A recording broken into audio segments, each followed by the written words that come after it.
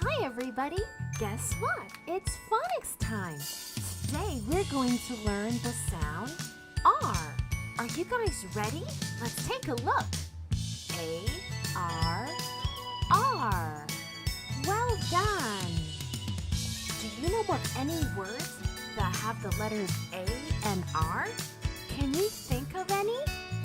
Let's take a close look. Park, start.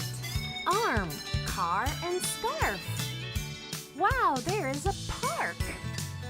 Can you hear the R sound in the word park? And what else do we have? There is a car. Very good. Say car. I want you to hear the R sound in the word car.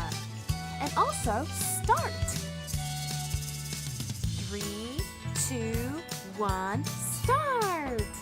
Very good!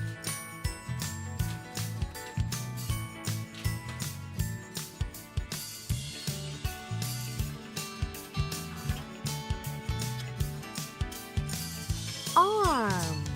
Very good. Can you say arm with me? And also, he is wearing a scarf. Very good. Scarf. R, boys and girls. When you see A and R together, they make the sound R. Now, you know the sound of the letters A and R. Well done, everybody. Don't forget it.